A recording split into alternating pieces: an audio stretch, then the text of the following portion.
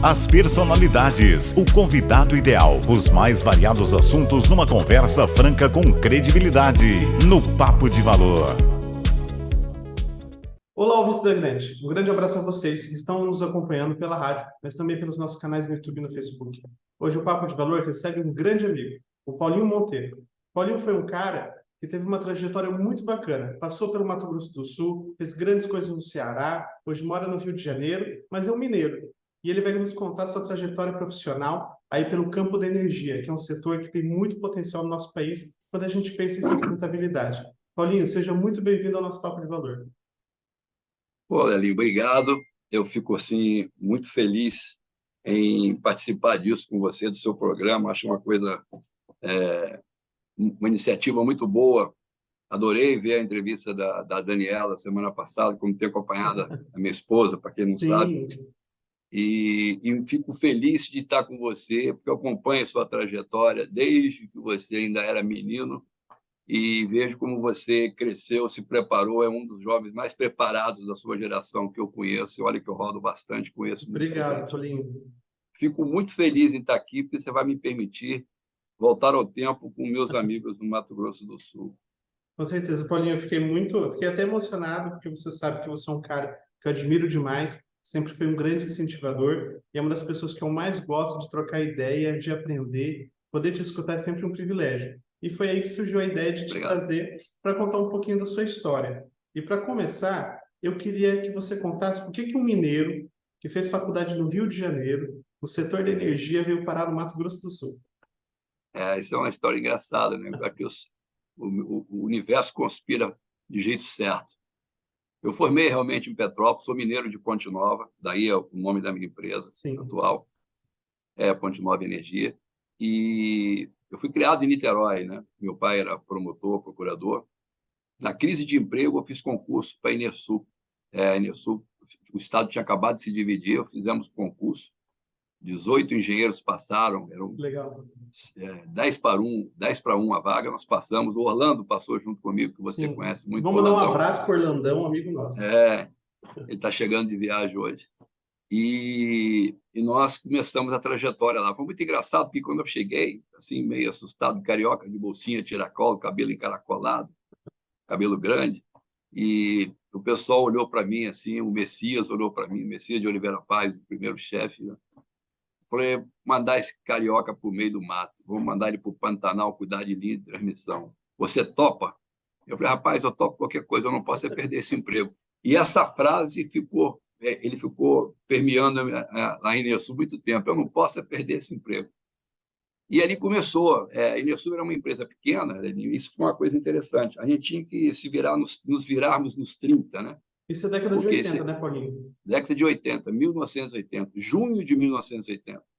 E ali, os 18 engenheiros que chegaram, uns foram para distribuição, para operação, manutenção, e eu fiquei na manutenção, Orlando, e foi para Dourados, né? Fui aí para Dourados, e eu fiquei na manutenção lá. Comecei com linha de transmissão, passei para geração diesel e hidrelétrica, manutenção de geradores, fiz curso na Enersul por isso.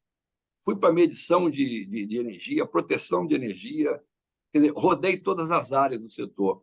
Isso foi importante, porque a Enersul obrigava a gente a se virar. Nos encaminhou para uma área vamos dizer assim, generalista e não Claro. especialista. E isso eu gostei muito, porque eu passei pela manutenção, pela operação, pela engenharia e construção.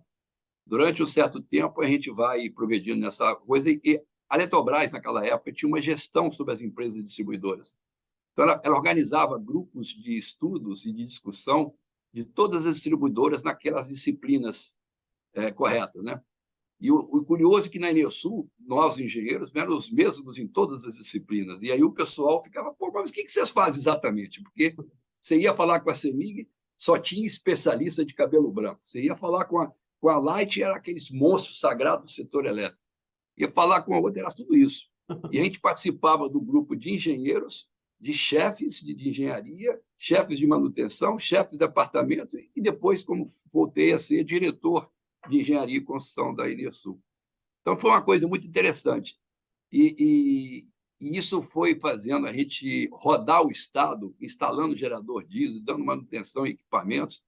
E eu rodava em cima de caminhão-muque, dormia em cima de Olha caminhão-muque, só. dormia na boleia de caminhonete, dormia nas estradas, que naquela época não tinha celular, não tinha nada disso, a gente tinha que ficar torcendo para não acontecer nada nas estradas do Mato Grosso do Sul. Mas foi muito gratificante, muito edificante e me permitiu conhecer todos os empregados da Enersul. Isso foi uma situação que me trouxe muita emoção aí na frente. O Estado é pequeno e você acaba se envolvendo de uma forma ou outra em política. Claro. Eu fui envolvido, arrastado, porque eu brigava com os meus chefes por conta dos meus técnicos. E a diária era muito pequena e pagava-se bem, mas a diária era pequena. Pagava-se bem para engenheiro. E eu ficava brigando para não mandar muito técnico. Eu ia para frente, eu viajava em vez de mandar técnico, porque a minha diária cobria deles, não. Então, tinha uma briga aí constante e era muito brigão. Acabei sendo envolvido na política, quiseram me demitir uma época lá. Eu, Faz eu tava, parte. eu nem sabia. Eu fui protegido por um dos peões, Aníbal de Lima, que é um técnico que era muito amigo do Dr. Wilson e acabou me protegendo naquela ocasião. Mas isso levou a gente a conhecer Juvencio César da Fonseca, meu grande inspirador. Lelinho, eu fui formado de duas formas muito distintas. O meu caráter moral pelos meus pais e pelo Juvencio César da Fonseca e Sueli pela minha visão social. Nossa, que bacana Isso isso. me permeia a vida toda. O Juvencio, nós fizemos muitas amizades com os políticos, com Moca, com Walter Pereira, com todos que podia, Ramsteb. Então, aquilo Pessoal do foi permeando, VNMDB, né, do Estado. aquilo foi permeando a minha vida paralelamente, né? Não era envolvimento político de mandato, era apoio político. Um E relacionamento dentro do apoio institucional, né? institucional, justamente isso, porque a gente tinha uma ideia da Enersul e queria fazer as coisas conforme o planejamento da Enersul e não só porque era pedido político, né? Então a gente combinava as coisas para não fugir do caminho que a gente tinha que ir.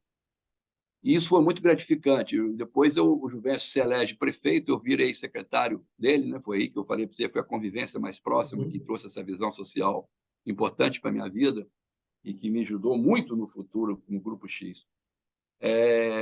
Essa visão social que o Juvencio me deu, fui secretário dele, era um cargo chamado assessor especial, mas equivalente à chefia de gabinete. Certo. E aí as amizades vão aumentando, né? Vão aumentando e voltei. Quando o Dr. Wilson retoma o governo, eu voltei. Fui demitido por conta de campanhas, fui demitido a certo momento, em 90, 89, 90, por aí, 91, e fui trabalhar com o Juvencio na prefeitura como secretário dele. E depois volto como diretor, a convite do Dr. Wilson e a convite de Walter Pereira, que então era presidente do MDB. Aí cheguei a ser dirigente do MDB junto com o Ramsteb, com o Walter. Participamos da coordenação da campanha do Ramsteb, da campanha do Juvencio para senador, da campanha dos deputados, a gente participava direto, a campanha do Delcídio Amaral no futuro, também fui coordenador geral da campanha dele. E assim foi, virei diretor da Enersul. Ao virar diretor da Enersul, meu network subiu muito, Claro. né? E eu já tinha uma equipe, gente de confiança, a gente fazia um grupo de apoio político, que eu brincava, que é outra frase que vem com a minha vida, porque, Lelinho, os amigos, assim, você tem o apoio da família, você tem o apoio à sua carreira profissional, mas os amigos são aqueles que te pavimentam a sua trajetória, a sua caminhada até a luz, até o divino. Porra, é muito bom você. Esse dom Deus me deu, de agregar amizade, mesmo depois da terceira idade. Não vou chamar de velho, não, porque eu não me sinto assim. Mesmo depois da terceira fase da vida, eu continuo agregando amigos. Sim. Então, esses amigos todos foram agregando. Quando eu tomei posse como diretor, aquela história que dormia em cima da boleia, em cima de caminhonete, que permitiu rodar o estado inteiro, trocando caminhão de madrugada, trabalhando de madrugada, puxando o cabo. Assim, tem histórias, Homero, que precisaria umas 3 garrafas de uísque para contar uma parte delas. Quando eu tomei posse como diretor, quando eu saí do teatro da Enersul, estava coalhado de peão, de servidora de café, de porteiro, de peão. Os caras falam, né, diretor peão, diretor peão. Legal. Isso foi muito emocionante. Mas esse diretor peão também teve que demitir muita gente, e era muito amigo. Isso foi o que me levou a pedir demissão depois, quando a Enesul foi privatizada. Eu fui nomeado diretor representante do Dr. Wilson, o Walter Pereira, o presidente, eu como diretor de engenharia. A Eletrobras me escolheu para ficar-se também, apoiando isso. E nós ficamos para fazer a transição, nós dois, mais oh, meu Deus do céu, o diretor administrativo, Celso, a minha cabeça começa a falhar. Nós ficamos para fazer a entrega, a venda da Enesul. Quando compraram, eu pedi demissão. E nós havíamos feito um trabalho que isso foi outra coisa que vai interligando. Nós fizemos um trabalho com a Getúlio Vargas de funções, e nós descobrimos que tinha muita gente, muitos serviços que eram feitos dobradamente, triplicadamente, por 3 pessoas diferentes, precisaria de um só. Então, a Enesul tinha 2.100 empregados e poderia demitir 400, tranquilamente. E era uma coisa absurda, né? Esses 400 eram todos conhecidos, alguns amigos, e o cara pede para eu ficar na empresa privada. Eu falei, não posso, porque eu que tomo café na padaria, eu que vou para o bar lá para o Indês, do Renato Marcondes, tomar uísque nos meus fins de semana, naquele tempo até dia de semana, e eu que vou levar o dedo na cara, cobrando, porque eu tenho que explicar todo dia o que foi que aconteceu. Tem explicação, porque a gente participou de tudo, e as pessoas entendem isso, mas, no fim, a cabeça fica pesada. Então, eu pedi demissão e montei uma empresa, e aí começa a interligação.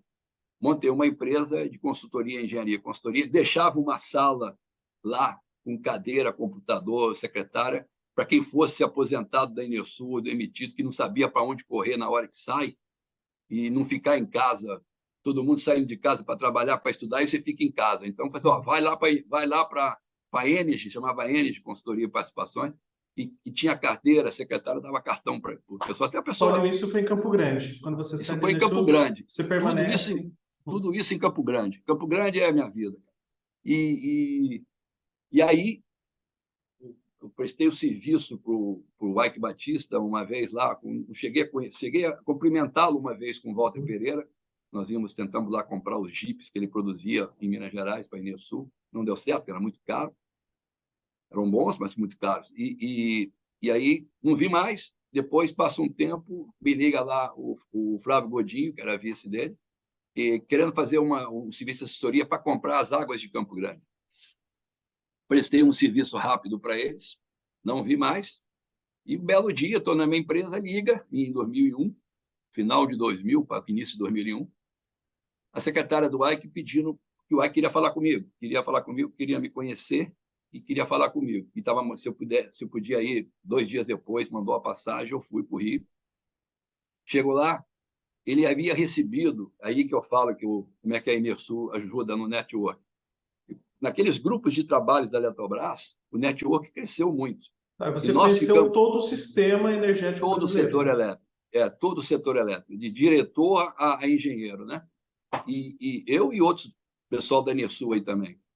E nesse momento, quando o Ike quis montar lá uma térmica para aproveitar o momento que estava em crise de energia... Foi a Termoluna, né, Paulinho? Foi a Termoluma, a Termo Ceará, apelidada de Termoluma, que naquela época ele se apresentava como o marido da Luma, né? Um prazer, Ike Batista, marido da Luma de Oliveira. E não se apresentava como filho de Eliezer Batista, que para mim tinha um valor peso, médico, né? Então, quando ele falava que queria me contratar, eu só pensava no pai dele.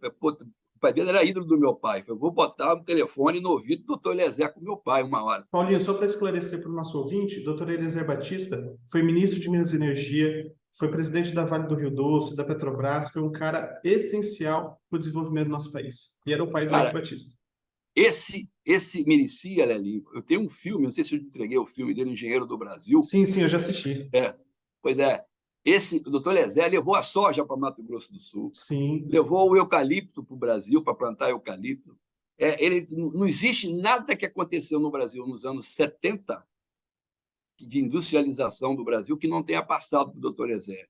Indústria naval, indústria de portos, exploração de minério, exploração a soja, assim, é um fenômeno. Não dá Ele para foi ficar fundamental para falando toda a cadeia das commodities, né? Em toda, todos os toda, seus toda, aspectos. toda. Pô, quando ele estava com 94 com câncer na Alemanha, eu liguei para ele no aniversário dele, doutor Ezerto, estou te ligando, falei, Paulo Monteiro, estou voltando, você tem que estudar nanotecnologia, porque nós vamos entrar em projeto de nanotecnologia. Eu falei, tá doido, doutor Ezerto? Pô, tá maluco?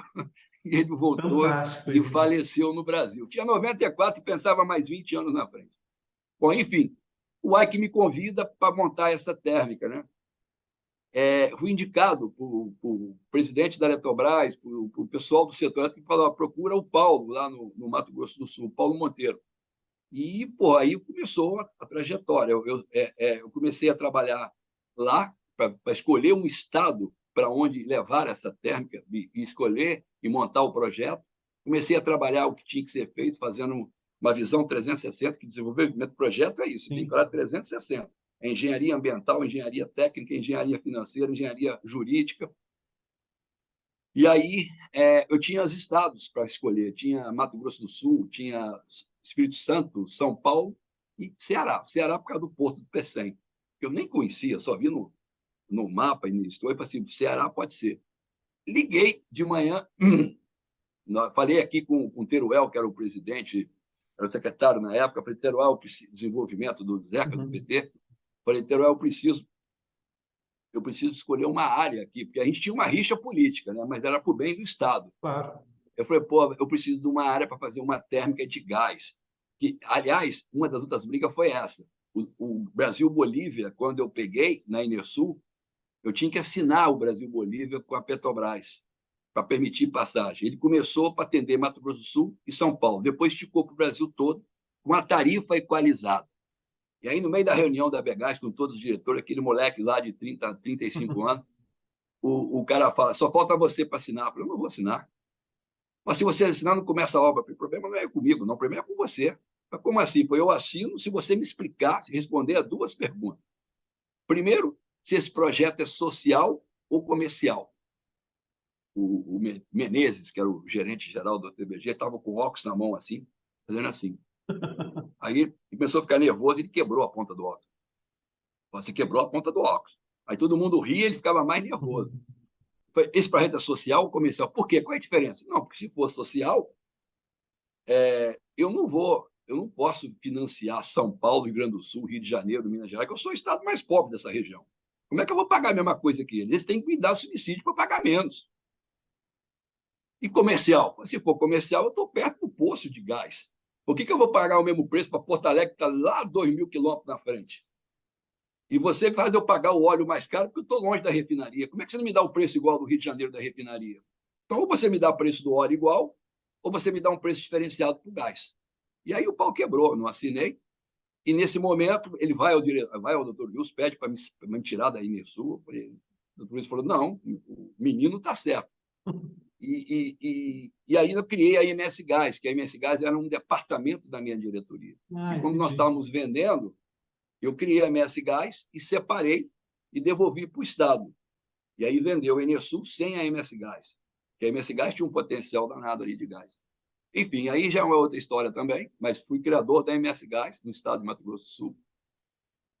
E aí, acho que foi um dos motivos que me indicaram lá para o AIC, né? A turma do gás indicou, a turma da energia me indicou. E quando eu ligo para o Ceará, ali, assim, 9h30 da manhã, eu cheguei no escritório, estou lá, liguei para a Secretaria de Desenvolvimento do Estado, falei, eu quero falar com alguém aí, eu estou querendo estou com a possibilidade de levar uma indústria aí, eu não sei com quem que eu falo. Aí me ligou o subsecretário, Vitor Samuel.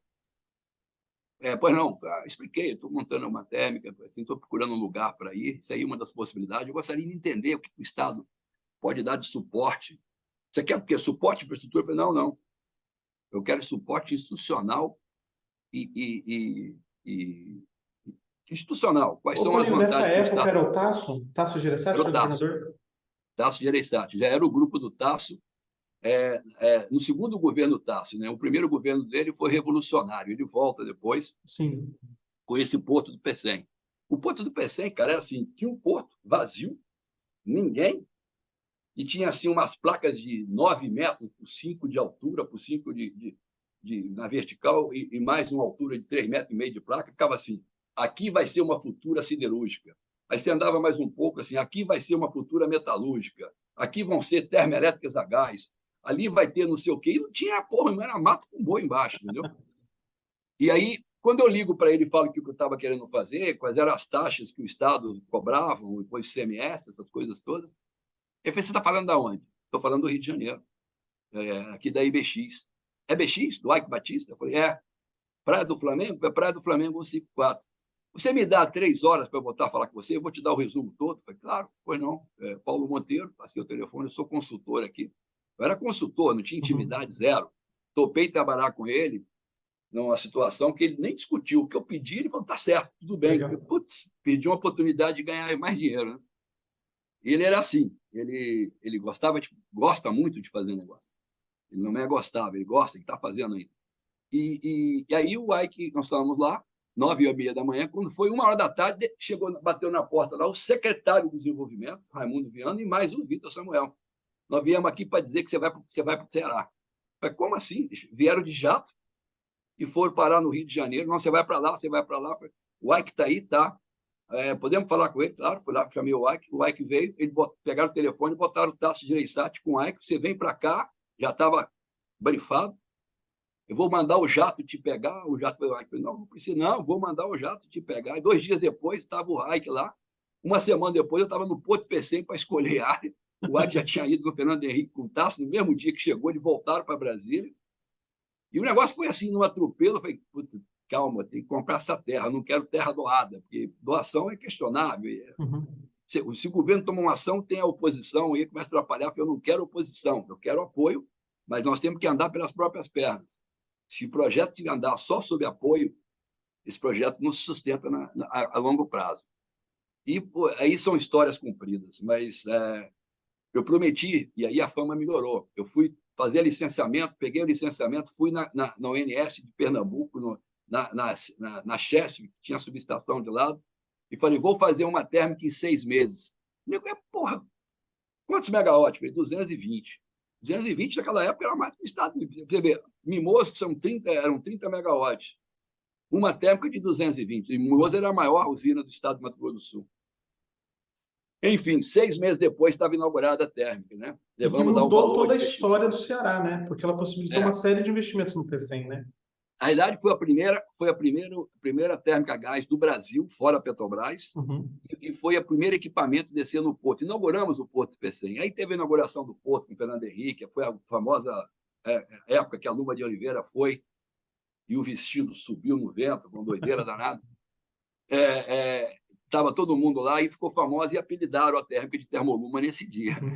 Não, é Termoluma, que não sei o quê, e ficou Termoluma até hoje. A térmica chama senador Carlos Gereissati, que é o pai do Tasso. Sim. E no setor elétrico ela é inscrita como Termo Ceará, mas era conhecida como Termoluma.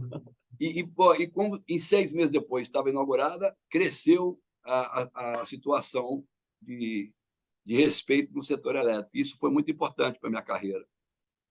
Porque em seguida volto para o Rio e falo para o Ike: cansei, eu tinha acabado, porque a época ainda era brigão, né? Brigador de rua, e eu quase saí na porrada com, desculpa os termos, mas quase briguei com o diretor de obra dele.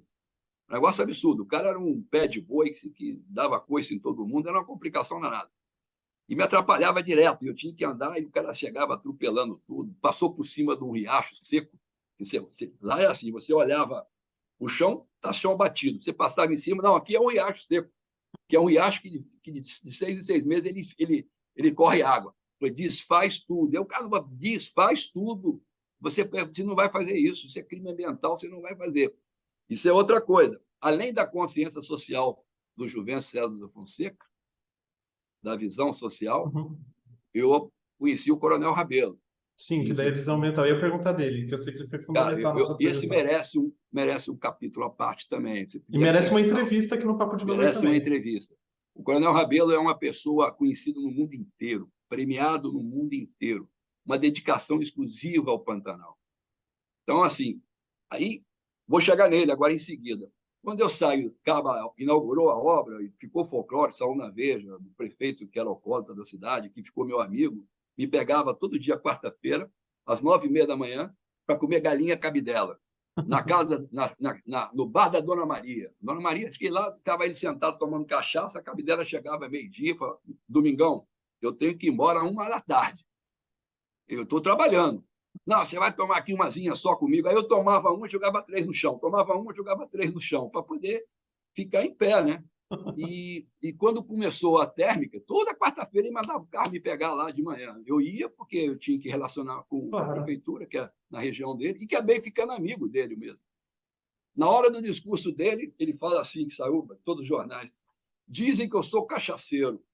Mentira, cachaceiro é quem produz. Eu sou consumidor e do bom. Eu e o Paulo Monteiro aqui, né, Paulão? Falei, putz, é pouco, viu? Naquela época eu ainda era consultor. Agora que deu mesmo. Briguei com o diretor de obra, peço demissão para o Ike. Pô, não quero mais, estou indo embora. Falei com o Flávio Godinho, né? Acabou o contrato, vou desviar na época de receber o bônus, vocês me pagam, mas eu vou embora, não vou ficar não. Esse cara aí eu não vou trabalhar. Não, ele não vai ficar lá. Eu falei, não dá certo. E aí eu vou almoçar, o Ike vai com um americano que era sócio. Não, você não vai sair, não. Você vai descansar, tira uma férias. Eu não vou tirar férias. Eu vou 3, 4 meses é pouco. Fica o tempo que você quiser. Eu fiquei 3 anos de férias, sendo remunerado, morando em Campo Grande. E eu só vim ao Rio quando ele me chamava para almoçar, e aí eu ia almoçar com o doutor Eliezer, Rafael de Almeida Magalhães, Alqueres, que foi um dos padrinhos que me indicou lá, que era ex-presidente da Eletrobras, uma sumidade do setor elétrico, uma lenda viva. E aí esses relacionamentos vão se estreitando, né? Nesse momento, o Zeca do PT, coordenei a campanha do Delcídio para senador, e foi vitoriosa, você lembra disso, a primeira campanha dele. 2002, né? Fiquei amigo do Zeca, né, que era um adversário político, ficamos amigos, é uma pessoa que admiro muito, o Zeca, o Wander. A gente passou a carreira política aí, Lelinho, combatendo, assim, era doutor Wilson contra Pedro Pedrocian, né? Ficava para lá e para cá. Perdemos muito tempo com isso. Eram 2 personalidades muito fortes, muito interessantes. Sim, que contribuíram muito, né, para o Estado. E apesar de brigar muito contra o Pedrocian, na campanha de Delcídio, foi Delcídio contra Pedrocian, eu considero ele, e tive a oportunidade de mandar esse recado ainda vivo, eu estava já no Rio, o Paulo Esselin, que é outro amigo meu, historiador, que me ajudou muito aí e aqui no Ceará. Eu estou no Ceará hoje, tá? E falei que, na minha visão, ele era o maior estadista que eu já havia conhecido, Pedrocian, porque ele foi estadista, ele teve uma visão 20 anos na frente. Só que a forma que ele fazia para chegar lá era um trator que atropelava todo mundo que estava em volta. E aí o doutor Wilson foi importante também pela parte social dele, pela parte que ele tinha, pela integridade que o doutor Wilson tinha, que foi muito fundamental. Mas o Estado perdeu muito tempo com isso. Só voltou a andar para frente mesmo, para valer, com o Zeca do PT e com o André Putinelli. Foram os 2 que deram uma sequência, que o Estado deu um estirão. Daí o novo potencial, que nós vamos falar na frente, potencial do Estado. Bom, eu fico lá no Estado e o Ike criou a MMX. Criou a MMX e queria licenciar em Corumbá, ambientalmente, em Corumbá, a mineração, uma siderúrgica. E aí eu tracei o desenho de uma térmica do lado de cá, que era a Termo Pantanal, e uma térmica do lado da Bolívia. Fiz o desenho, desenvolvimento disso tudo. E falei, olha, dá licença, eu não sou ambientalista, eu vou virar nesse momento, porque você não vai licenciar uma siderúrgica no Pantanal de qualquer jeito. Claro. E eu, de novo, eu sou o cara que vou para a padaria e eu sou o cara que vou para o bar, lá para o Indês, que era meu escritório. O Indês era um escritório. Uma extensão. De amigos. E eu não vou... Você sabe por que chama Indês, não? Isso é uma não sei. Engraçado. Em Minas, quem deu o nome foi um amigo nosso que Indês é o ovo. Aquelas galinhas poedeiras, quando você está na fazenda, elas vão para o meio do mato e faz o ninho delas. E você tem que sair caçando o ninho para poder recolher os ovos. Se você tirar todos os ovos daquele ninho, ela vai para outro ninho, aí você tem que caçar de novo. Então, o mineiro lá deixa um ovinho lá para ela, em vez de tirar todos, fica um. E esse um é chamado ovindês, para fazer ela voltar no mesmo ninho. Não sabia, não. Então, assim, o ovindês é que faz a galinha voltar no ninho. E o cara deu o nome de indês para fazer você voltar no bar. Então, assim, eu voltava todo dia. Então, para mim, o indês era uma festa. E aí eu fui licenciar a siderúrgica e a mineração. Aí o Rabelo foi importante. O Rabelo foi de uma relação fundamental nesse momento. Porque eu tive que lidar com 57 ONGs. Imagina, siderúrgica, carvão, vegetal no Pantanal. Olha só que desespero. 57 ONGs e 3 promotores. Nossa. Um federal e 2 estaduais. E eu consegui fazer um acordo, assessorado pelo Rabelo, fizemos um acordo com essas. Nessas ONGs tinha ONGs internacionais, ONGs nacionais e ONGs locais. Essa história ficou conhecida no Brasil todo e pelo ministro Herman Benjamin do Tribunal Superior de Justiça, porque ele era o ídolo dos ambientalistas do Brasil, dos promotores públicos. E ele recebia relatórios nosso mensalmente sobre nós e eu ia visitá-lo para apresentar, para comentar o relatório. Então, assim, era uma situação muito doida. Mas conseguimos fazer, e aquilo ia para frente, ia ser um grande projeto na fronteira, lindo. Tinha um gasoduto que você fazia paralelo ao Brasil-Bolívia, que eu escapava do preço equalizado de Corumbá até porque que isso aí não deu certo. Quando eu separei a empresa, o doutor Wilson botou a Petrobras dentro da MS Gás e aí o preço ficou equalizado, a MS Gás assinou. Então, eu ia fazer um gasoduto paralelo, vinha um da Bolívia e vinha de Corumbá e se encontravam na fronteira um gasoduto paralelo para atender a termoelétrica do lado de cá, trazer gás para Corumbá, e do lado de lá era uma siderúrgica a gás e uma térmica a gás também. Do lado de cá era uma térmica a gás e madeira. E a Bolívia também era fornecer madeira para essa siderúrgica, junto com Mato Grosso do Sul. Que Mato Grosso do Sul pegava a madeira, cortava a madeira, fazia carvão e mandava para Minas. Sim. E com essa siderúrgica passou a fornecer para Mato Grosso do Sul mesmo. E nós controlamos todas as carvoarias do Estado naquela época para poder fazer o acordo com as ONGs, né, com o promotor. Enfim, quando o Evo Morales ganha a eleição, ele corta essa conversa e ainda passa trator na fronteira para ver se nós estávamos roubando gás. Nossa. Então, Esse seria um projeto fantástico, né, para os dois países. Para a Bolívia foi fantástico, porque a siderúrgica lá estava quase pronta, a siderúrgica do outro lado. E ele expulsou os ingleses, os espanhóis, os americanos e Ike Batista. Então, nós saímos com 2/3 da siderúrgica pronta, do lado de lá. E gente para burro trabalhando, né? Foi uma loucura. O Ike tratava das pessoas da fronteira, assim, levou médico para a fronteira, montou hospital de campanha, porque era muita necessidade, né? E perdeu-se tudo isso do lado boliviano. Enfim, era a visão dele. Pronto, aí eu comecei com siderúrgica, mineração, termoelétrica, e a coisa foi aumentando de responsabilidade e de desenvolvimento. Aí que vem a diferença. O que a Ponte Nova faz hoje? Tudo isso vai fazendo a interligação. Claro. A Ponte Nova hoje não desenvolve um projeto. Ela faz um projeto de desenvolvimento, onde o nosso se insere. É a visão dos stakeholders, dos agentes que estão na sua lateralidade, colaterais seu. Quando você vai para um empreendimento, para você fazer um empreendimento, você tem que ser responsável pela sequência e consequência das suas atitudes, com o seu produto, com o seu subproduto, com o seu resto de produto. Então, você tem que saber onde você põe, o que você faz, qual é o seu investimento social na região e ambiental. Não basta fazer a obrigação. Você vai chegar, tem que pensar que você está mudando de uma cidade e morando num bairro. Você tem vizinhos. Paulinho, é a visão Você tem que se 360 na veia, né? Na aplicabilidade 360 na dela. veia, o tempo todo. E isso, o Ike tinha também pelo pai, pela mãe, principalmente pela mãe, que eles foram criados pela mãe, não foi pelo pai. O pai mantinha os afastados, aquela falácia, aquela história que ele era beneficiado pelo pai com os projetos da Vale, isso é pura falácia, narrativa mentirosa. O cara cresceu, se fez na raça. Só se aproximou de pai depois de já ter virado gente grande. Então, mas a visão social do pai e da mãe ele herdou. Claro. E nunca me deu uma ordem negativa quando o investimento era social. Ele nunca, assim, eu tinha liberdade de falar à vontade o que queria com ministério, com imprensa, o único diretor que tinha essa liberdade com ele. Na verdade, enquanto ninguém falava em SD, o Grupo X já era totalmente SD. Já praticava. Naquela época, nós protegemos o Pantanal, fizemos um acordo de 5 anos para proteger 5 anos do Pantanal, e aí, de novo, o Rabelo me fez comprar uma área, fazer uma reserva na Serra do Amolar, para completar o corredor de proteção do Pantanal, que aí sim vai do Amolar até o Parque Nacional, com mais 2 parques, 2 RPPNs, chama Reserva Particular de Patrimônio Natural. Antes da área que nós compramos, 20 mil hectares, chama hoje Reserva Eliezer Batista, e o Instituto Homem Pantaneiro toma conta, que é o Instituto que o Rabelo preside, acho que ele comprou essa área.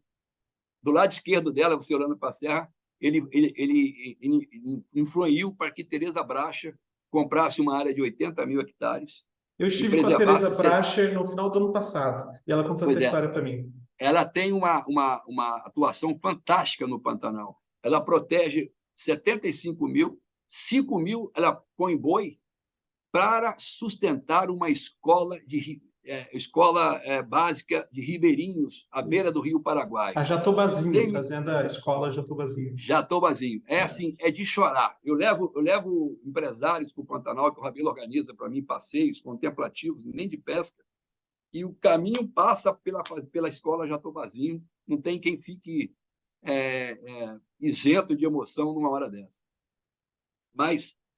E aí voltamos lá para o Grupo X, e o Zeca tinha me convidado para ser secretário dele, convidou 2 vezes. Na terceira, eu ia aceitar. Eu estava de férias, né? Estava naquelas férias remuneradas do Ike lá. Aí falo para ele, Ike, eu vou aceitar aqui, agora eu vou pedir demissão mesmo, tem que sair fora.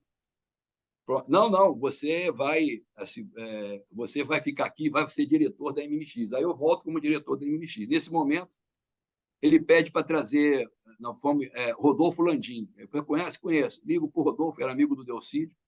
Ligo para o Rodolfo. Rodolfo foi diretor da Petrobras, né? Isso era uma outra coisa engraçada. O pessoal achava que o Delcídio tinha me levado para o Ike, tinha coisa. Não teve nada a ver. Foi uma situação completamente. O Delcídio apareceu como político depois. Eu fui diretor da Enersul, saí e consegui. Mas não como. Eu coordenei a campanha do Delcídio, eu já tinha saído da consultoria, estava de férias, né?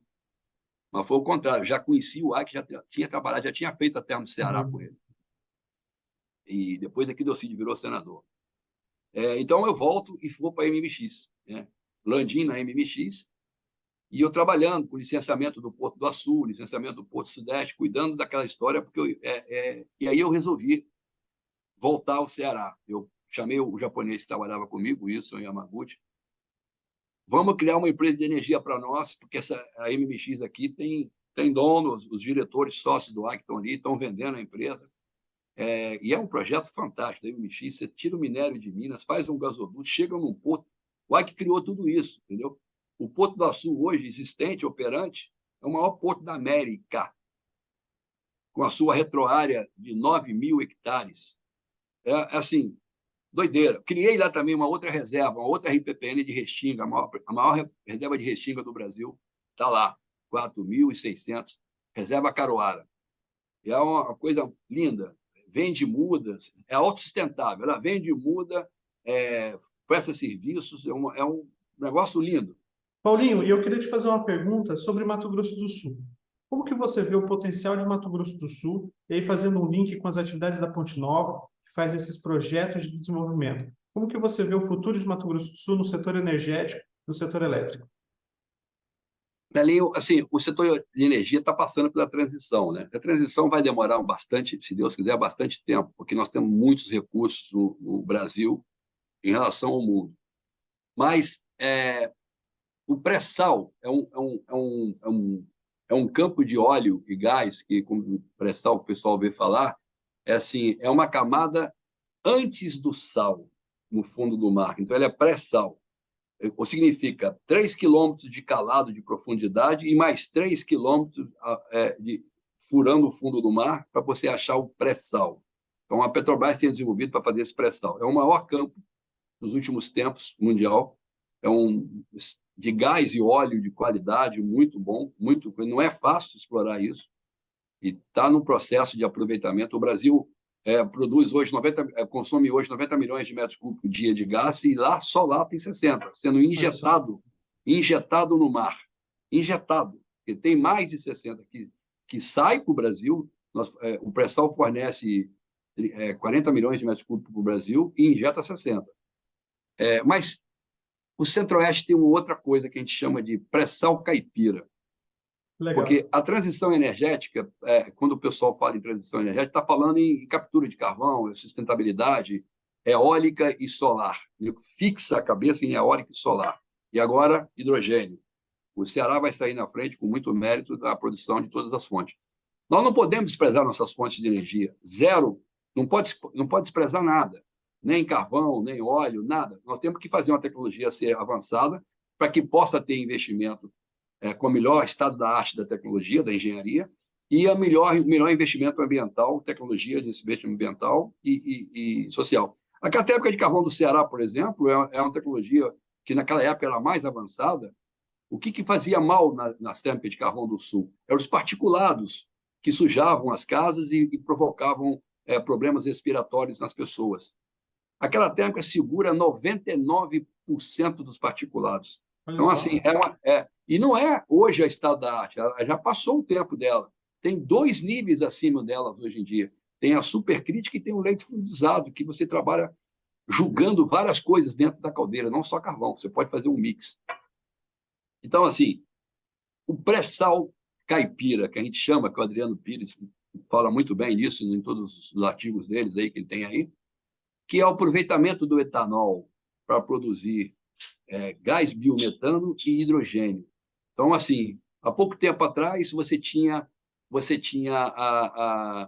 a vinhaça como um grande problema, ácido na terra, aquilo era um problemaço, a vinhaça, que era o resíduo das usinas de açúcar e álcool.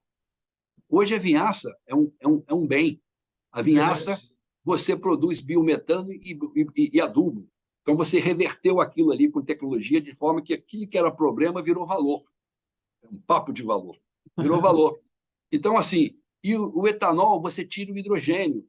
Tira o hidrogênio e transforma e transporta como metanol, que é muito mais fácil de transportar, ele é mais como é que fala? Não é sustentável, ele é mais tranquilo, não é. Ele é mais fácil na forma líquida do que o hidrogênio na forma de amônia, que é mais volátil, e o metanol é menos volátil. Então, você transforma mais. E o potencial do Mato Grosso do Sul é enorme, além do gás boliviano que pode ser aproveitado. Nós não temos aí, no estado, potenciais hidrelétricos de grande monta. Temos pequenas centrais hidrelétricas, pequenas centrais geradoras, que chama de CGH e PCH, e algumas médias hidrelétricas já estão sendo construídas ou já foram construídas.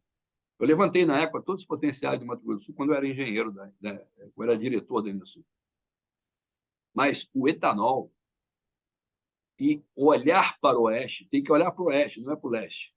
O oeste que eu falo é olhar para a Bolívia e olhar para o Porto de Burtinho e para a Bioceânica, né? Você tem o Heitor Miranda, era um cara que a gente tinha rixas políticas, porque ele era do PT, eu era do MDB, do PMDB, mas eu concordava com ele. Falei, pô, você tem razão, é por aqui. Porque o Rio Paraguai é cheio de curva ali e muito raso. Você tem que sair, a partir de um Murtinho, ele retifica, ele vai fácil para baixo. Então, você tem que melhorar um pouco a navegabilidade ali e trabalhar com barcaças e navios de pequeno calado para você levar os produtos do Mato Grosso do Sul. Você vai ter menos perda chegando com a ferrovia ali ou com o caminhão ali perto e você podendo exportar o hidrogênio por ali. O grande mercado futuro está no hidrogênio, está no etanol, está na vinhaça, e a produção de biometano e de hidrogênio e o consumo do etanol, o conjunto da obra ele é muito mais eficaz na captura de carbono do que qualquer outra produção que você possa ter, de floresta, qualquer coisa. Esse conjunto ele captura mais e produz mais. É de altíssimo valor.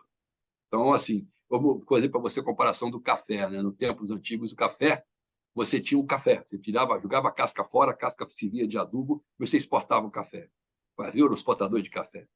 E aí descobriu-se que a ave chamada jacu produz um café maravilhoso, especialíssimo.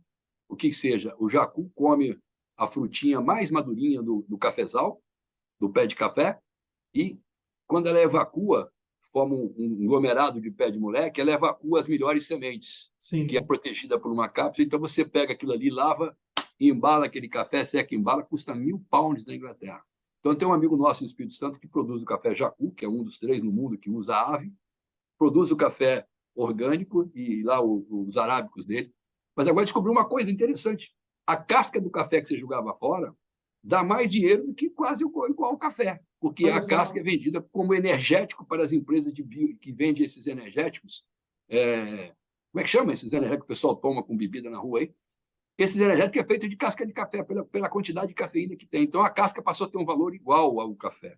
Eu não Olha sei se só. você sabe, Paulinho, mas o Brasil exporta muita erva mate para fazer energético também. E é um Isso é produto outra coisa aqui da do nossa Estado. cultura sul-mato-grossense. Pois é. Então, assim, o agrobusiness tem um potencial de valor com avanço tecnológico.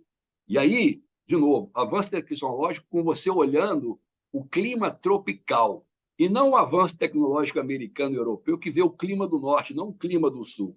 Ele não vai ver o clima no máximo temperado, ele não vê o tropical. Então, quando ele fala que isso aí está atrasado, mentira, está atrasado para a região dele. Mas Claro. para o nosso aqui é outra tecnologia. E a Embrapa graças a Deus, é unanimidade de todas as Eu visões sempre políticas brinco com vários e estudos. entrevistados que a Embrapa é a NASA brasileira, que a Pô, gente deveria dar muito mais rapaz, valor. assim, cada dia que passa a gente se assusta mais com essa tecnologia danada. Então, você olhando Mato Grosso do Sul com etanol, com a quantidade de usina que tem, investindo nessa linha de tirar o hidrogênio, de usar o etanol, não só como combustível líquido, mas como combustível gasoso, o biometano do próprio etanol e o biometano da vinhaça, você tem uma produção fechada. E aí você entra com crédito de carbono, vendendo biometano, misturado com gás natural que vem da Bolívia. Então, nós temos um potencial de valor muito grande para o Brasil e para o mundo de exportação de hidrogênio. Aí, no Porto de Murtinho não vai ser suficiente, mas você Sim. vai criar valor no Porto de Murtinho também. Não, eu achei fantástica a sua resposta. Eu acho que Mato Grosso do Sul, né, é o coração do continente. Então, a nossa posição Isso. geográfica, eu tenho falado, tinha uma frase do George Hegel, Isso é interessante, coração. Eu tinha esquecido disso. mas você sabe que esses dias eu estava lendo, e aí tinha uma frase do George Hegel que ele falava que a América Latina não tinha história, só tinha geografia. Então, eu proponho que Mato Grosso do Sul use sua geografia para fazer Cara, história. nós temos aí hoje, então, continuando, está continuando como secretário o Jaime Verruc, que é um cara sensacional. Sensacional, É sensacional. um cara muito bom. E Mato Grosso do Sul está tendo muita felicidade de estar em continuidade com ele como secretário. E teve uma hora que ele quase saiu candidato. Eu falei, pelo amor de Deus, Jaime, você está sendo excelente. Aí sai mais tarde, continua o trabalho, precisamos de sequência nesse estado. O Lelinho, assim, eu moro no Rio de Janeiro. Eu sou o que eu falei no discurso aqui quando eu ganhei o título. Eu sou um caipira mineiro, um caipira sul-mato-grossense, um carioca e agora um caipira cearense. Mas o coração está aí, entendeu? A minha base de carreira, de vida, começou no Mato Grosso do Sul. Sim, sim. Então, assim, parafraseando, eu gosto de fazer isso, agora com Fernando Pessoa dizia, contemplando o Rio Tejo, lá de Lisboa, o Rio Tejo é mais bonito que o rio que passa na minha terra. Mas o Rio Tejo não é mais bonito que o rio que passa na minha terra, porque o Rio Tejo não passa na minha terra. Então, eu posso dizer para você que Rio de Janeiro é a cidade mais bonita que Campo Grande. Mas Rio de Janeiro não é mais bonita que Campo Grande, porque Rio de Janeiro não está no Mato Grosso do Sul. Gostei disso. Bom, e como diria Manuel de Barros, o meu quintal é maior do que o mundo. E Mato Grosso do Sul é o nosso quintal. O meu quintal é maior que o mundo. É isso aí. Manuel de Barros era fantástico nessas brincadeiras das palavras, né? E, meu amigo, para a gente finalizar, vamos para um bate-bola? Bora. Me fala alguns livros que te marcaram. Eu sei que essa pergunta é difícil, você é um leitor apaixonado, então me fala alguns livros. Cara, falta tempo, né, cara? Você falou assim, o primeiro livro que impacta a gente quando era estudante naquela época era Jorge Amado, com Capitães da Areia. Maravilhoso. A sobrevivência. A sobrevivência. É um livro de sobrevivência e da inteligência na sobrevivência. Depois eu li vários, mas assim, li Fernando Pessoa, li todos isso, mas assim, o mais impactante que norteou a minha carreira foi Mauá. Barão de Mauá. Barão de Mauá norteou a carreira porque ele pensava o Brasil como um todo, ele fez tudo pelo Brasil. Ele tem muito a ver com o que você faz. Pararam pela inveja, né? Pararam ele pela inveja. Então, é um livro que vale a pena ler e reler. Meu pai falava que ele tinha 4 grandes ídolos: Barão de Mauá, Barão de Rio Branco, Delmiro Gouveia, que era o Mauá do Nordeste, foi assassinado pelos ingleses lá, e Eliezer Batista. E esse eu tive o privilégio de conviver, o pai do Ike, Eliezer Batista. E, pô, assim, hoje eu estou lendo, não li ainda o Rio Branco, que eu acho que eu vou ter que ler a biografia Você sabe que dele. o Rio Branco é um dos meus grandes ídolos, né? Então, eu sou Faço apaixonado ideia, pela porque diplomacia. você é um diplomata nato, né? Ah, Você é um imagina. camarada que é um verdadeiro lorde, um diplomata. E, e eu vou ter que ler um dia Rio Branco também, eu tenho que Não, tem pegar que aqui. ler. Mas Estou lendo hoje eu do estou João. lendo, eu estou Pode falar. começando a ler dois, né? Assim, tá difícil, mas eu estou levando. A biografia do Dornelles, Francisco Dornelles, um grande político da Foi atualidade, senador do Rio de Janeiro. senador, foi governador do Rio, inventou a recuperação judicial estatal. A gente não tinha visto essa figura ainda. Verdade. Ele declarou que era recuperação judicial e não pagou a dívida federal. Foi um negócio assim maravilhoso. E conseguiu receber dinheiro naquele momento que o Rio estava desesperado. A história dele vale a pena. Esse Ele já entrou fala aqui na de minha lista. Getúlio Vargas, Tancredo e tudo. E a outra que eu estou tentando ler há algum tempo, que é muito divertido, porque ensina você a admirar os índios tupis, que é a história da riqueza brasileira. Do Jorge Caldeira. Do Brasil, do Jorge Caldeira, exatamente. Você já leu, né? Eu já li e já estive com ele, que é um cara assim também. Eu acho que é um dos grandes escritores sobre o Brasil. É muito bom. O Laurentino e ele são pessoas que eu gosto muito sobre história. Eu tenho um amigo aí, que é o irmão, que é o Amilcar Moreno Peixoto, o Amilcar, que é um leitor louco de tudo que aparece na frente, né? E ele, de vez em quando, fica me mandando umas dicas dessas coisas e fazendo essas poesias, misturando com Quero que você compartilhe comigo então também, porque... Pois é muito legal, ele é muito bom a isso. Ô, Com esses dois livros, estou tentando fazer agora no final. O que tem no teu Spotify? O que o Paulinho gosta de escutar? Cara, eu sou muito eclético, mas como caipira, o sertanejo me gusta muito, né? Eu aprendi a gostar de Paraguai, de Mato Grosso do Sul. Eu era muito raivoso contra essa música e aprendi muito a amar isso. A amar Mercedita por conta do Juvencio Sueli, porque era a música dos dois. Então, eu convivi com o Juvencio aquele tempo e só ouvia Mercedita. O negócio era danado. E aprendi. Então, assim, eu sou muito eclético em termos de samba. Uma caipira é uma coisa que me emociona muito, porque remonta a histórias de Minas Gerais, histórias de Mato Grosso do Sul. E a Dani fala que vai chorar. E aí assim, a gente vai ficando com uma certa idade, vai ficando muito emocional, né, cara? Agora, aqui, nessa medalha aqui, esse título aqui do Cearense, as pessoas, quando saiu no jornal e na TV que eu ia recebê-lo, o título, as pessoas começaram a me ligar. Porra, Paulo, você vai receber? Como é que... Você lembra da história? Não lembro nada, como é que eu vou lembrar? Aí os caras contavam a história e eu chorava. Eu comecei a chorar uns 15 dias antes do evento e, no final, estava tomando 3 remédios de pressão por dia. Você vai infartar aí. Paulinho, mas é muito legal, cara. E para a gente encerrar mesmo, qual o legado que o Paulo Monteiro gostaria de deixar? Sim, gostaria de ser lembrado como um cara que faz amigos, entendeu? Que é amigo dos amigos e que tem muitos amigos. São eles que me empurraram até hoje. O Amilcar, o Ralph. O Ralph é um cara especialíssimo, você conhece. Meu querido tio. O Orlando, o irmão de vida. Assim, tem, assim, vocês aí, você, o Fernandão e o Aurélio. A história do seu pai e do Aurélio e do Fernando é história de livro, né? O negócio do seu avô é uma figura ímpar. Livros. Né, é uma figura ímpar. Se eu tenho história para contar, eles têm 10 mais do que eu, entendeu? É um negócio assim muito bonito, cara. Eu acho que a amizade é um puta no legado, porque desenvolvimento, fazer as coisas acontecerem, dá muito prazer, dá muito prazer. Eu curto isso, eu não paro, eu saio correndo porque eu curto isso, eu faço com as coisas que eu gosto. Mas só acontece, só faz, porque você tem um grupo de amigos que te ajuda a pavimentar o teu caminho. Sim. Então, ser lembrado como um cara que fez amigos e que sempre foi e sempre será amigo dos amigos, que sempre tem uma posição que todo mundo sabe qual é e que nunca vai sair do eixo, isso me faz muito orgulhoso de ter os amigos que eu tenho.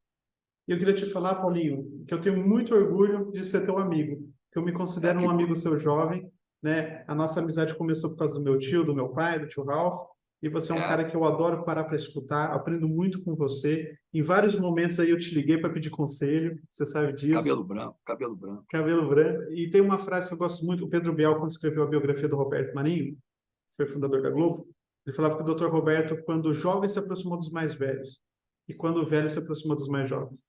Isso é um mote para mim, e eu acho que você faz isso muito bem. Obrigado aí pela nossa amizade. Isso é muito bom. Obrigado a você. Eu gostei muito disso. Me permitiu voltar no tempo aqui e puxar muita coisa, que aí você vai lembrando, né? Eu adoro você, a Dani te adora, a gente gosta muito de você. Eu adoro ela também. Casal 20. Então, assim, os dois já tiveram um papo de valor.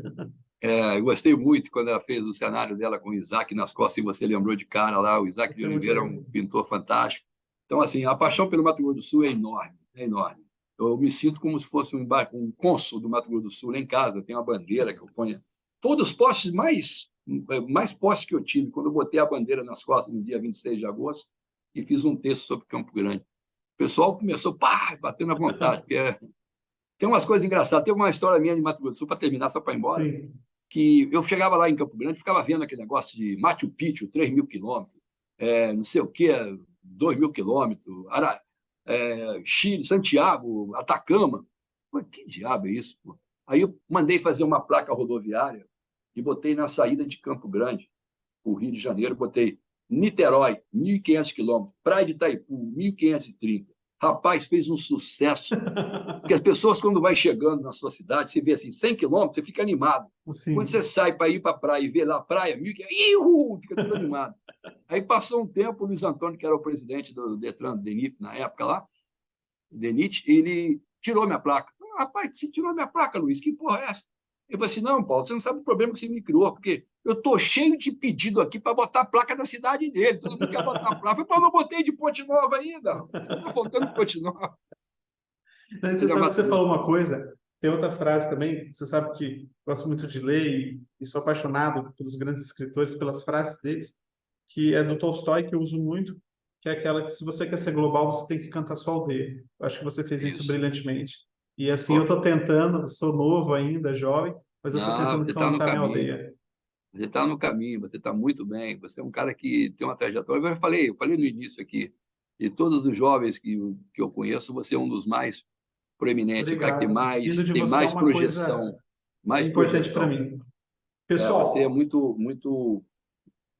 muito centrado para fazer essas coisas. Você é muito bom nisso. E essa história do papo de valor, você ir para a diretoria da FM, foi uma coisa muito bonita. Você vai ter muito sucesso, tenho certeza disso. amém, amém.